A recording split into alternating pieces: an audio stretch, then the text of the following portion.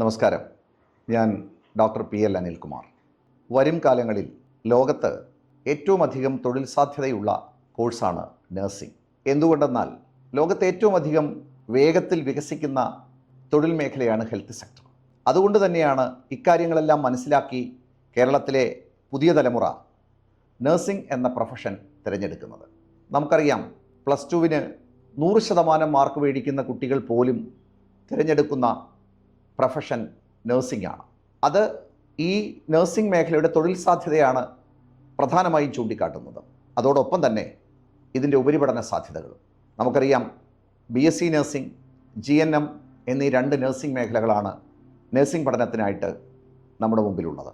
BSc nursing കഴിഞ്ഞാൽ post graduation MSc nursing, MBA hospital administration, MHA അഥവാ master of hospital administration, PhD, അതോടൊപ്പം തന്നെയുള്ള മറ്റ് PG ഡിപ്ലോമ കോഴ്സസ്, ഇങ്ങനെ നിരവധി ഉപരിപഠന സാധ്യതകൾ ഒരു വശത്ത് നിലനിൽക്കുന്നു. ഒപ്പം 100% തൊഴിൽ സാധ്യതയും. ഈ സാഹചര്യത്തിൽ നിരവധി വിദ്യാർത്ഥികളുടെ ആശങ്കയാണ്, എത്ര ശതമാനം മാർക്ക് +2-ന് വാങ്ങിയാൽ, ഫിസിക്സ് കെമിസ്ട്രി വിഷയങ്ങൾക്കുണ്ടായാൽ 2025-ൽ എനിക്ക് കേരളത്തിൽ BSc നഴ്സിംഗിന് അഡ്മിഷൻ കിട്ടും? എത്ര ഇൻഡെക്സ് മാർക്ക് വേണം എനിക്ക് അഡ്മിഷൻ കിട്ടാൻ? ഏതെല്ലാം വെബ്സൈറ്റുകളിലൂടെയാണ് ഞങ്ങൾ അപേക്ഷിക്കേണ്ടത്? ഇങ്ങനെ നിരവധി സംശയങ്ങൾ വിദ്യാർത്ഥികൾ ചോദിക്കുന്നുണ്ട്. ഇവയ്ക്കെല്ലാമുള്ളൊരു വിശദീകരണമാണ് ഇന്നത്തെ വീഡിയോയിൽ ഞാൻ പങ്കുവയ്ക്കുന്നത്. നിങ്ങൾക്കെല്ലാവർക്കും അറിയാവുന്നതുപോലെ കേരളത്തിൽ നമുക്ക് BSc നഴ്സിംഗ് കോഴ്സിന് അപ്ലൈ ചെയ്യുന്നത് 4 തരത്തിലാണ്. ഒന്ന്, LBS centre for science and technology വെബ്സൈറ്റിലൂടെ നമുക്ക് അപേക്ഷിക്കാം. രണ്ടാമത്, PNC MAC അഥവാ private nursing college management association of Kerala, PNC MACൻ്റെ വെബ്സൈറ്റിലൂടെ നമുക്ക് അപേക്ഷിക്കാം. മൂന്നാമത്തെ വെബ്സൈറ്റാണ് AMCS-FNCK, association of Christian management nursing colleges of Kerala. ഇനി മറ്റൊന്നാണ് CPAS, centre for professional studies. ഇങ്ങനെ 4 വെബ്സൈറ്റുകളിലൂടെ നമുക്ക് കേരളത്തിൽ BSc നഴ്സിംഗിന് അപ്ലൈ ചെയ്യാം. അപ്പോഴേക്കും നമുക്കുണ്ടാകുന്ന മറ്റു ചില സംശയങ്ങളാണ്, എത്രയാണ് ഈ 4 വെബ്സൈറ്റുകളിലൂടെയും നമുക്ക് അപ്ലൈ ചെയ്യാൻ കഴിയുന്ന സീറ്റുകളുടെ എണ്ണം? കേരളത്തിൽ 10,000-ൽ താഴെ സീറ്റുകൾ മാത്രമാണ് BSc നഴ്സിംഗ് കോഴ്സിന് ഉള്ളത്. ഇതിൽ 15 ഗവൺമെൻറ് നഴ്സിംഗ് കോളേജസ് ഉണ്ട്. ഏകദേശം 170-നടുത്ത് വരുന്ന പ്രൈവറ്റ് നഴ്സിംഗ് കോളേജസ്. നമ്മൾ മനസ്സിലാക്കേണ്ടത്, ഈ 15 ഗവൺമെൻറ് നഴ്സിംഗ് കോളേജസിലും BSc നഴ്സിംഗിൻ്റെ അഡ്മിഷൻ LBS സെൻറ്റർ വഴി മെറിറ്റിലാണ് ഫില്ല് ചെയ്യുന്നത്. തുടർന്ന് വരുന്ന മറ്റ് പ്രൈവറ്റ് നഴ്സിംഗ് കോളേജസിൽ, സെൽഫ് ഫിനാൻസിങ് നഴ്സിംഗ് കോളേജസിലെ 50% സീറ്റുകൾ LBS ത്രൂ ഫില്ല് ചെയ്യും. ബാക്കിയുള്ള 50%-ൽ 35% PNC MAC മെറിറ്റ് അടിസ്ഥാനത്തിൽ ഫില്ല് ചെയ്യും. 15% അവിടെ NRI സീറ്റുകളാണ്. ഇനി നമ്മൾ AMCS-FNCK-യിലേക്ക് വന്നാൽ, ക്രിസ്ത്യൻ മാനേജ്മെൻറ്റ് അസോസിയേഷൻ നടത്തുന്ന നഴ്സിംഗ് കോളേജിലേക്ക് വന്നാൽ, അവിടെയുള്ള 50% സീറ്റുകൾ LBS ത്രൂ ആയിരിക്കും ഫില്ല് ചെയ്യുക.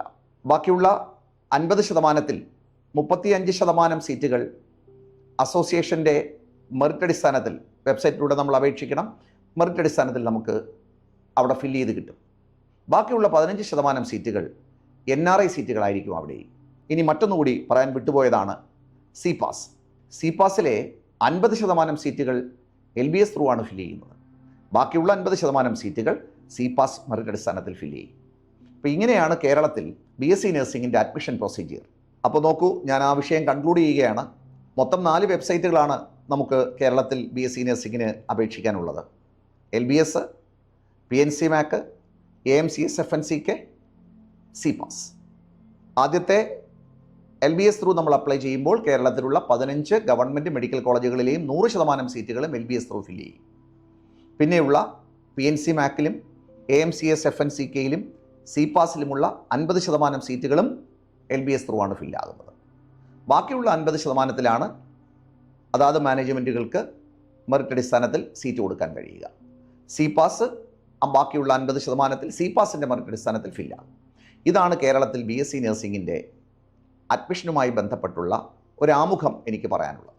അപ്പോൾ നിരവധി കുട്ടികൾ ചോദിക്കുന്ന മറ്റൊരു പ്രധാനപ്പെട്ട സംശയമാണ്, എങ്ങനെയാണ് കേരളത്തിലെ LBS ത്രൂ സീറ്റ് അലോട്ട്മെൻറ്റുകൾ വരിക. ഈ സീറ്റ് അലോട്ട്മെൻറ്റുകൾ വളരെ പ്രധാനപ്പെട്ട ഒരു കാര്യമാണ്. കേരളത്തിൽ LBS through rank list publish ചെയ്യുമ്പോൾ ഓരോ കമ്മ്യൂണിറ്റിക്കും നിശ്ചിത കോട്ട റിസർവേഷനുകളുണ്ട്. അതെങ്ങനെയെന്ന് നമുക്ക് നോക്കാം. അതിൽ സ്റ്റേറ്റ് മെറിറ്റ് അഥവാ ജനറൽ കാറ്റഗറിക്ക് 50% സീറ്റുകളാണ് അനുവദിച്ചിട്ടുള്ളത്. EWS കാറ്റഗറിക്ക് 10% റിസർവേഷനുണ്ട്. EZ അഥവാ ഈഴവ കമ്മ്യൂണിറ്റി 9%, മുസ്ലിം 8%, backward Hindu 3%, LC 3%, Dheevara community 2%, Vishwakarma community 2%, backward Christian BX 1%, KU അഥവാ കുടുംബി 1%, KN അഥവാ കുശവൻ കമ്മ്യൂണിറ്റി 1%, SC 8%, ST 2%. ഇങ്ങനെയാണ് 100% സീറ്റുകളും കേരളത്തിൽ LBS ത്രൂ ഫില്ലാകുന്നത്. ഇതാണ് ഓരോ കമ്മ്യൂണിറ്റിക്കും അനുവദിച്ചിട്ടുള്ള റിസർവേഷൻ കോട്ട. അങ്ങനെയെങ്കിൽ നമ്മൾ അടുത്ത് പോകുന്നത് 2023-ലും 2024-ലും എങ്ങനെയാണ് ഓരോ കമ്മ്യൂണിറ്റിയുടെയും BSc നഴ്സിംഗിൻ്റെ ക്ലോസിംഗ് ഇൻഡെക്സ് മാർക്ക് അഥവാ ക്ലോസിംഗ് പെർസെൻറ്റേജ് എത്രയായിരുന്നു എന്നാണ് നമ്മൾ നോക്കുന്നത്. അത് വളരെ പ്രധാനപ്പെട്ട ഒരു കാര്യമാണ്. കാരണം ഈ ഒരു അനാലിസിസാണ് നമുക്ക് 2025-ൽ എത്ര ഇൻഡെക്സ് മാർക്ക് കിട്ടിയാൽ അഡ്മിഷൻ കിട്ടും എന്ന് നമുക്ക് ഏറെക്കുറെ ധാരണയിലെത്താൻ കഴിയുന്ന ഒരു പ്രധാനപ്പെട്ട അനാലിസിസാണ് ഞാൻ ഇനി പറയുന്നത്. അഥവാ എത്ര പെർസെൻറ്റേജ് മാർക്കുണ്ടെങ്കിൽ നമുക്ക് കേരളത്തിൽ അഡ്മിഷൻ കിട്ടാൻ സാധ്യതയുണ്ട് എന്ന് നിങ്ങൾക്ക് ഈ അനാലിസിസ് കഴിയുമ്പോൾ മനസ്സിലാകും. ഈ സ്ക്രീനിൽ നിങ്ങൾക്കത് വ്യക്തമാണ്. നോക്കാം. ഓരോ കാറ്റഗറിക്കും 2023-ലെ ഇൻഡെക്സ് മാർക്കും അതിൻ്റെ പെർസെൻറ്റേജും കൊടുത്തിട്ടുണ്ട്. 2024-ലെ ക്ലോസിംഗ് ഇൻഡെക്സ് മാർക്കും അതിൻ്റെ പെർസെൻറ്റേജും കൊടുത്തിട്ടുണ്ട്. സ്റ്റേറ്റ് മെറിറ്റ് 2023-ൽ ഇൻഡെക്സ് മാർക്ക് 277 ആയിരുന്നു ക്ലോസിംഗ് ഇൻഡെക്സ് മാർക്ക്. അതായത് 93% മാർക്ക് ഫിസിക്സ്, കെമിസ്ട്രി, ബയോളജി വിഷയങ്ങൾക്ക്. അത് 2024-ൽ എത്തിയപ്പോൾ 298.3 ആയിരുന്നു ക്ലോസിംഗ് ഇൻഡെക്സ് മാർക്ക്. അതായത് 99.4% മാർക്കായിരുന്നു 2024-ൽ ജനറൽ കാറ്റഗറിയിലെ ക്ലോസിംഗ് ഇൻഡെക്സും ക്ലോസിംഗ് പെർസെൻറ്റേജും. അത് EWS കാറ്റഗറിയിലേക്ക് വന്നപ്പോൾ 275 2023-ലെ ക്ലോസിംഗ് ഇൻഡെക്സ്, 92% മാർക്ക്. 2024-ലേക്ക് വന്നപ്പോൾ 297.5, അതായത് 99% മാർക്ക്.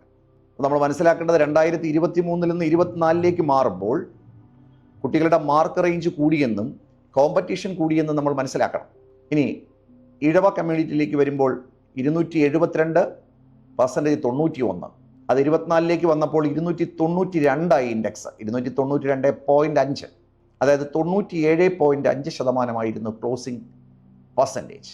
മുസ്ലിം കമ്മ്യൂണിറ്റിയിലേക്ക് വന്നപ്പോൾ 275 2023-ൽ, 92%. 2024-ലേക്ക് വന്നപ്പോൾ 296, 98.3%. ബാക്ക്വേർഡ് ഹിന്ദു 270 23-ലെ ക്ലോസിംഗ് ഇൻഡെക്സ്, 90.5. അത് 295 2024-ൽ, 98% മാർക്കായി. LC 258, 86%. 295, 98%. ധീവര 272, 91%. 298 2024-ലേക്ക് വന്നപ്പോൾ 297, 98.2%. ഇനി വിശ്വകർമ്മ 258 ഇൻഡെക്സ്, 86%.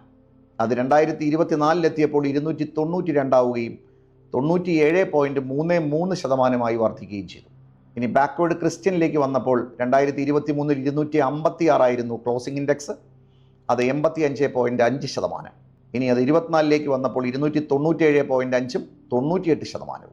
കുടുംബി 230 ആയിരുന്നു ഇൻഡെക്സ്, 75%. 290 ആയി ഇൻഡെക്സ്, 290.84 ആയി index, 96.6%. KN 251 index, closing index, അതായത് 84% മാർക്ക്. 2024-ൽ എത്തിയപ്പോൾ അത് 293 ആയി, അതായത് 97.6%. ഇനി SC 265 ആയിരുന്നു ക്ലോസിംഗ് ഇൻഡെക്സ് എങ്കിൽ അതിൻ്റെ പെർസെൻറ്റേജ് 88.8%. 2024-ൽ എത്തിയപ്പോൾ 271 ആയി, 90.3%. ST കമ്മ്യൂണിറ്റി 244 ആയിരുന്നു ക്ലോസിംഗ് ഇൻഡെക്സ്, 80% മാർക്ക്. 2024 219, അതായത് 73% മാർക്കായിരുന്നു 2023 2024 ഉണ്ടായ ക്ലോസിംഗ് ഇൻഡെക്സ് മാർക്കും പെർസെൻറ്റേജ് ഓഫ് മാർക്ക്. അപ്പോൾ ഇതിൽ നിന്ന് നമുക്ക് 2025 ഒരു അനാലിസിസിലേക്കാണ് നമ്മൾ പോകേണ്ടത്. എത്ര ശതമാനം മാർക്കുണ്ടെങ്കിൽ, എത്ര നമ്മൾ ഇൻഡെക്സ് വന്നാൽ നമുക്ക് കേരളത്തിൽ അഡ്മിഷൻ കിട്ടും എന്നുള്ളതാണ് നമ്മൾ പരിശോധിക്കേണ്ടത്. അതിനു വേണ്ടിയിട്ടാണ് 23ലെയും 24ലെയും സ്റ്റാറ്റിസ്റ്റിക്സ് ഞാൻ നിങ്ങളോട് ഷെയർ ചെയ്തത്. നമ്മൾ മനസ്സിലാക്കണം, 2024 എഴുതിയ പരീക്ഷ നിരവധി A+ നേടിയ കുട്ടികളുണ്ട്, നിരവധി കുട്ടികൾ. 2025 പരീക്ഷയിൽ അത്രയും അധികം A+ വന്നില്ല.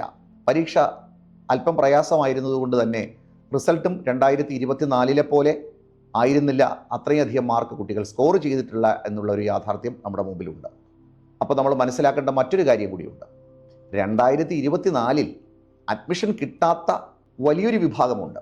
ഉദാഹരണം പറഞ്ഞാൽ, ജനറൽ കാറ്റഗറിയിലെ 99.4%, അതായത് 298.3 ഇൻഡെക്സ് കിട്ടിയ കുട്ടി അഡ്മിഷനായി. പക്ഷേ 298.2 അതിൽ താഴെയോ ഇൻഡെക്സ് മാർക്ക് വാങ്ങാൻ കഴിയാത്ത, ഇൻഡെക്സ് മാർക്ക് ഇല്ലാത്ത, അതായത് 99.4% തൊട്ട് താഴെ 99.3% മാർക്ക് വാങ്ങിയ കുട്ടിക്ക് കഴിഞ്ഞ വർഷം അഡ്മിഷൻ കിട്ടിയിട്ടില്ല. അത് ജനറൽ കാറ്റഗറി. അതുപോലെ ഓരോ കാറ്റഗറിയിലെയും ക്ലോസിംഗ് റാങ്കിന് തൊട്ട് താഴെയുള്ളവർ അഡ്മിഷൻ കിട്ടാത്തവരായി ഇപ്പോഴുമുണ്ട്. ആ കുട്ടികളും ഇപ്രാവശ്യം ഈ പറയുന്ന BSc നഴ്സിങ്ങിനും അതുപോലുള്ള മറ്റ് ഹെൽത്ത് അലൈഡ് കോഴ്സുകൾക്കും ആപ്ലിക്കൻ്റ് ആയിരിക്കും എന്നുള്ള യാഥാർത്ഥ്യം നമ്മൾ തിരിച്ചറിയണം. അപ്പോൾ ഒരു പക്ഷേ ഇപ്രാവശ്യം പരീക്ഷയിൽ മാർക്ക് കുറഞ്ഞുപോയി, അല്ലെങ്കിൽ അവർക്ക് എക്സാം ടൈറ്റായിരുന്നു എന്നുള്ളത് കൊണ്ട് നമുക്ക് കിട്ടും എന്നുള്ള പ്രതീക്ഷ നമ്മൾ വച്ച് പുലർത്തരുത്. കാരണം ഇതിനേക്കാൾ മികച്ച മാർക്കുള്ള കുട്ടികൾ കഴിഞ്ഞ വർഷം അപ്ലൈ ചെയ്തിട്ട് കിട്ടാത്തവരുണ്ടെങ്കിൽ അവർ ഇപ്രാവശ്യവും ആപ്ലിക്കൻ്റ് ആയിരിക്കും. അങ്ങനെ വന്നാൽ വീണ്ടും കോമ്പറ്റീഷൻ ശക്തമാകും. ഏകദേശം കഴിഞ്ഞ വർഷത്തതുപോലെയൊക്കെ തന്നെ ആയിരിക്കും ഇപ്രാവശ്യവും ക്ലോസിംഗ് റാങ്ക് വരിക എന്ന് നമുക്ക് ഏറെക്കുറെ പ്രതീക്ഷിക്കാം. അങ്ങനെയാണെങ്കിൽ നമുക്ക് ഓരോ കാറ്റഗറിയിലും, അതായത് LBSലാണെങ്കിൽ നമുക്ക് എത്ര വരെ ഉള്ളവർക്ക് കിട്ടാൻ സാധ്യതയുണ്ട്, PNC മാർക്ക് വഴിയാണെങ്കിൽ നമുക്ക് എന്താണ് സാധ്യത, CPAS വഴിയാണെങ്കിൽ എന്താണ് സാധ്യത, എത്ര വരെ ഇൻഡെക്സ് വരാം, അതുപോലെ തന്നെ AMCS FNCK വഴിയാണെങ്കിൽ നമുക്ക് എത്ര വരെ ഇൻഡെക്സ് വന്നാൽ കിട്ടും എന്നുള്ളതാണ് നമ്മുടെ ഏറ്റവും പ്രധാനപ്പെട്ട ഒരു പോയിന്റ്. അതിനു മുമ്പ്, ആ പോയിന്റ് ചർച്ച ചെയ്യുന്നതിന് മുമ്പ് നമ്മൾ മനസ്സിലാക്കേണ്ടത്, ഓരോ വിഭാഗത്തിലും ഇൻഡെക്സ് മാർക്ക് കാൽക്കുലേറ്റ് ചെയ്യുന്ന രീതിക്ക് വ്യത്യാസമുണ്ട്. അതെന്താണെന്നാണ് നമ്മൾ ആദ്യം മനസ്സിലാക്കേണ്ടത്. LBS എങ്ങനെയാണ് ഇൻഡെക്സ് മാർക്ക് കണക്കാക്കുക എന്നുള്ളതാണ്. ഞാൻ പറഞ്ഞു, ഫിസിക്സ്, കെമിസ്ട്രി, ബയോളജി ഈ 3 സബ്ജക്റ്റിൻ്റെ +2 മാർക്ക് ടോട്ടൽ ചെയ്തതിന് ശേഷം, അപ്പോൾ നമുക്കറിയാം 120 ഈ ഓരോ വിഷയങ്ങളും. Total mark 120. അപ്പോൾ 120 എത്ര, അത് ടോട്ടൽ ചെയ്യും. അപ്പോൾ 360 എത്ര എന്ന് കണ്ടുപിടിക്കും. അതിനെ 300ലേക്ക് മാറ്റും, ഇൻറ്റു 300. അപ്പോഴാണ് നമ്മുടെ ഇൻഡെക്സ് മാർക്ക് കിട്ടുക. അതായത് നമുക്ക് ഫിസിക്സ്, കെമിസ്ട്രി, ബയോളജി എന്നീ വിഷയങ്ങൾക്ക് കിട്ടിയ മാർക്കിനെ 360 കൊണ്ട് ഭാഗിച്ചതിന് ശേഷം, ഡിവൈഡ് ചെയ്തതിന് ശേഷം 300 കൊണ്ട് മൾട്ടിപ്ലൈ ചെയ്യുമ്പോഴാണ് നമുക്ക് LBS ത്രൂ ഇൻഡെക്സ് മാർക്ക് കണക്കാക്കാൻ പറ്റുന്നത്. അങ്ങനെ നോക്കിയാൽ 2024 ജനറൽ കാറ്റഗറിയിൽ 99.4% ക്ലോസിംഗ് റാങ്ക് വന്നിട്ടുള്ളത്. മറ്റ് കമ്മ്യൂണിറ്റികളിലും ഏറെക്കുറെ 99, 97, 98, 98, 98 ഈ ഒരു ക്രമത്തിലാണ് നിൽക്കുന്നത്. ഇതിൽ നിന്നും നമ്മൾ മനസ്സിലാക്കുന്നത്, 2025 ഇൻഡെക്സ് മാർക്ക് ജനറൽ കാറ്റഗറിക്ക് 297 എങ്കിലും ഉണ്ടെങ്കിൽ, നമ്മൾ ഇൻഡെക്സ് മാർക്ക് കണക്ക് കൂട്ടുമ്പോൾ 297 എങ്കിലും നമുക്ക് കിട്ടിയാൽ LBS ത്രൂ മെറിറ്റ് സീറ്റ് കിട്ടും എന്ന് നമുക്ക് പ്രതീക്ഷിക്കാവുന്നതാണ്. അതായത് 98.5% മാർക്ക് ഫിസിക്സ്, കെമിസ്ട്രി, ബയോളജി വിഷയങ്ങൾക്ക്. ഇനി അതർ കാറ്റഗറിയെ സംബന്ധിച്ച് കുറച്ചുകൂടി മാർക്ക് കുറഞ്ഞാലും കിട്ടാനുള്ള സാധ്യത നമുക്ക് പരിഗണിക്കാം. അതായത് ഏറ്റവും ചുരുങ്ങിയത് 295 എങ്കിലും മറ്റ് കാറ്റഗറിക്ക് ഇൻഡെക്സ് മാർക്ക് കിട്ടിയാലാണ് LBS ത്രൂ മെറിറ്റ് സീറ്റ് കിട്ടാനുള്ള സാധ്യത ഈ വർഷം. ഇനി അടുത്തതായിട്ട് നമ്മൾ നോക്കുന്നത്, എങ്ങനെയാണ് CPAS ഇൻഡെക്സ് മാർക്ക് തയ്യാറാക്കുന്നത്. CPASൽ ഫിസിക്സ്, കെമിസ്ട്രി, ബയോളജി വിഷയങ്ങൾക്കൊപ്പം തന്നെ ഇംഗ്ലീഷിൻ്റെ മാർക്ക് കൂടി പരിഗണിക്കും. അത് 2ാം വർഷത്തേതല്ല, 1ാം വർഷത്തെ മാർക്കും കൂടി ചേർത്ത് കിട്ടാണ്. അതായത് ഫസ്റ്റ് ഇയറിൻ്റെ ഫിസിക്സ് കെമിസ്ട്രി ഇംഗ്ലീഷ്, സെക്കൻഡ് ഇയറിൻ്റെ ഫിസിക്സ് കെമിസ്ട്രി ഇംഗ്ലീഷ്. അതായത് ടോട്ടൽ ഇൻഡെക്സ് മാർക്ക് വരുന്നത് 800-നായിരിക്കും. ഈ 800 മാർക്കിൽ കഴിഞ്ഞ 2 വർഷങ്ങളിലെ അനാലിസിസിൻ്റെ അടിസ്ഥാനത്തിൽ നമുക്ക് പറയാൻ കഴിയുന്നത് 750 എങ്കിലും ഇൻഡെക്സ് മാർക്ക് ഉണ്ടെങ്കിലാണ് നമുക്ക് ഇപ്രാവശ്യം 2025-ൽ CPAS വഴി അഡ്മിഷൻ കിട്ടാനുള്ള സാധ്യത നമ്മുടെ മുമ്പിലുള്ളത്. അതായത് 93.75 എബവ് 93%. ഫിസിക്സ് കെമിസ്ട്രി ഇംഗ്ലീഷ് വിഷയങ്ങൾക്ക് നമുക്ക് ഫസ്റ്റ് ഇയറിലും സെക്കൻഡ് ഇയറിലും ഉണ്ടായാൽ CPAS വഴിയുള്ള അഡ്മിഷനുള്ള സാധ്യതയുണ്ട്. ഇനി അടുത്ത മറ്റൊരു പ്രധാനപ്പെട്ട ഏരിയയാണ് PNC MAC. PNC MACൽ ഇൻഡെക്സ് മാർക്ക് കണക്ക് കൂട്ടുന്നത് 2ാം വർഷത്തെ ഫിസിക്സ് കെമിസ്ട്രി ബയോളജി ഇംഗ്ലീഷ് വിഷയങ്ങളുടെ മാർക്കുകൾ ചേർത്തുകൊണ്ടാണ്. അതായത് ടോട്ടൽ ഇൻഡെക്സ് മാർക്ക് 460-നായിരിക്കും. ഈ 460-ൽ സ്റ്റേറ്റ് സിലബസാണ്. നമ്മൾ CBSE-യിലേക്ക് വരുമ്പോൾ CBSE-യിൽ 1ാം വർഷം പബ്ലിക് എക്സാമിനേഷൻ ഇല്ലാത്തതിനാൽ 2ാം വർഷത്തെ മാർക്കാണ് അവരെ സംബന്ധിച്ച് കണക്കൂട്ടുക. അപ്പോൾ അവർക്ക് 400 മാർക്കിനാണ് അവരുടെ 2ാം വർഷത്തെ ഫിസിക്സ് കെമിസ്ട്രി ബയോളജി ഇംഗ്ലീഷ് വിഷയങ്ങൾ വരിക. അതുകൊണ്ട് തന്നെ 400-ൽ അവർക്ക് ആകെ ലഭിച്ച മാർക്കിൻ്റെ 10% കൂടി ആഡ് ചെയ്തിട്ടാണ് CBSE കുട്ടികൾക്ക് വേണ്ടിയിട്ടുള്ള ഇൻഡെക്സ് മാർക്ക് വർക്കൗട്ട് ആകുക. അപ്പോൾ സ്റ്റേറ്റും CBSE-യും 2 പേർക്കും ഇൻഡെക്സ് മാർക്ക് തയ്യാറാക്കുന്ന രീതിയാണ് ഞാനിവിടെ പറഞ്ഞത്.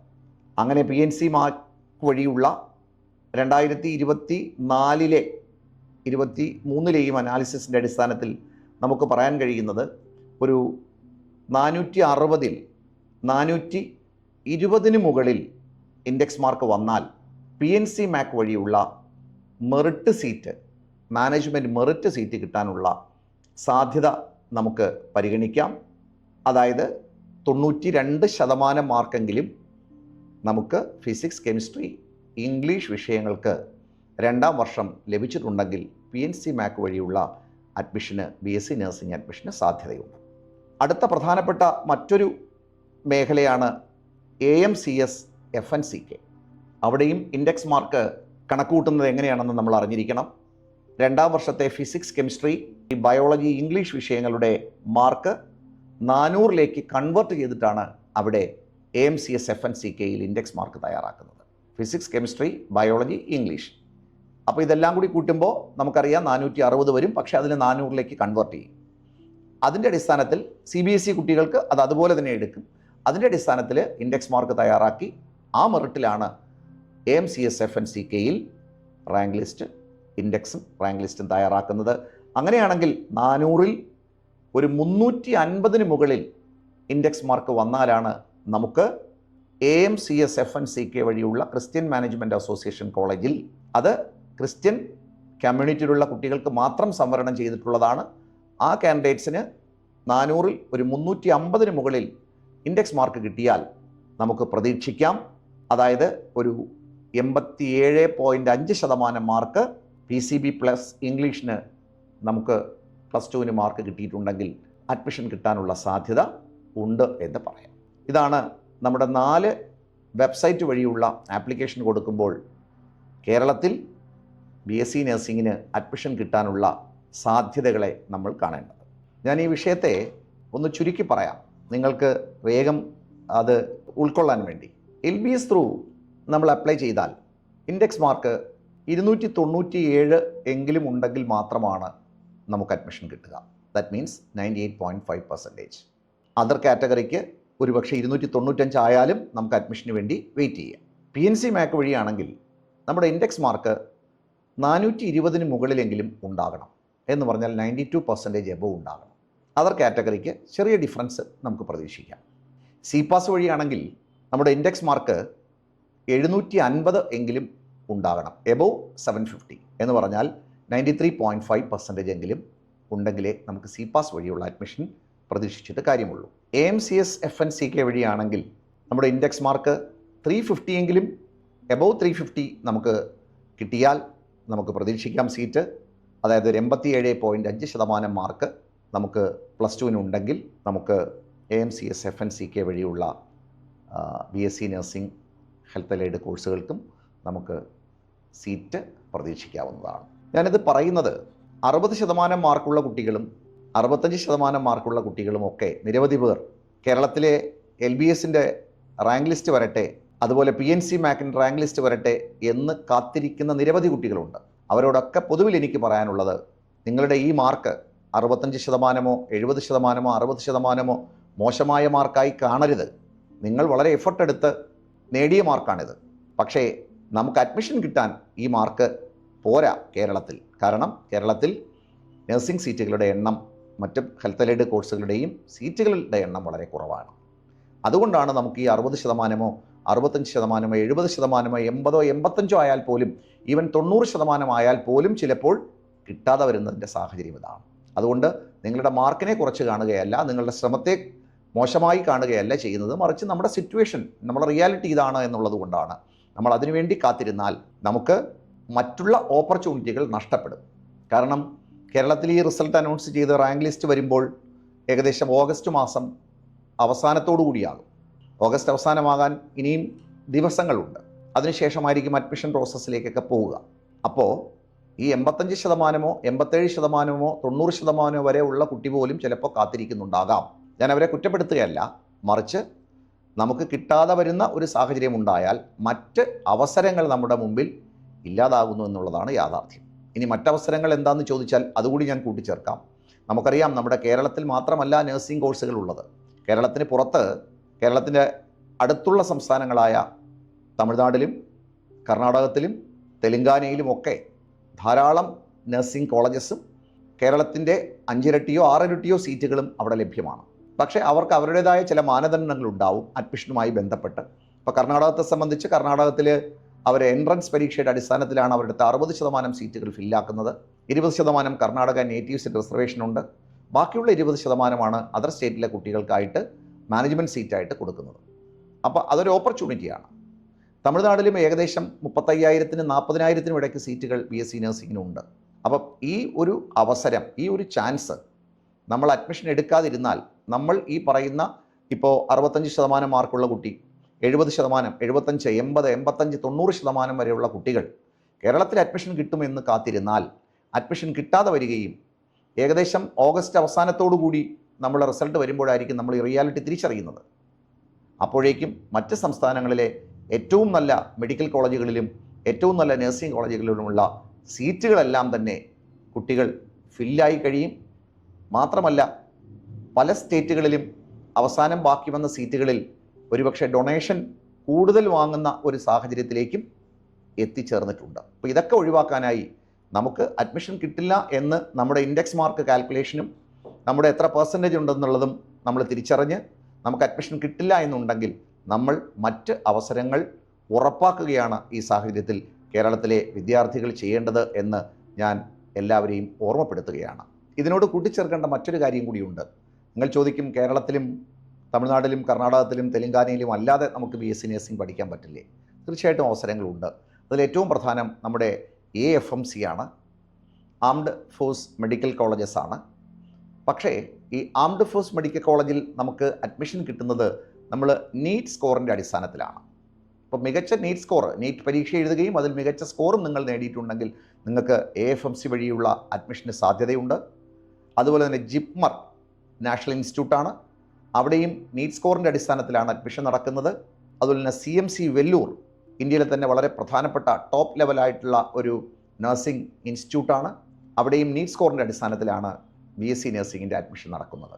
എന്നാൽ all India institute of medical സയൻസിലും Amrita institute of medical science കേരളയിലും അതാത് ഇൻസ്റ്റിറ്റ്യൂട്ടുകളുടെ എയിംസിൻ്റേതായ എൻട്രൻസ് പരീക്ഷയിലൂടെയാണ് BSc നഴ്സിംഗിന് അവർ അഡ്മിഷൻ കൊടുക്കുന്നത്.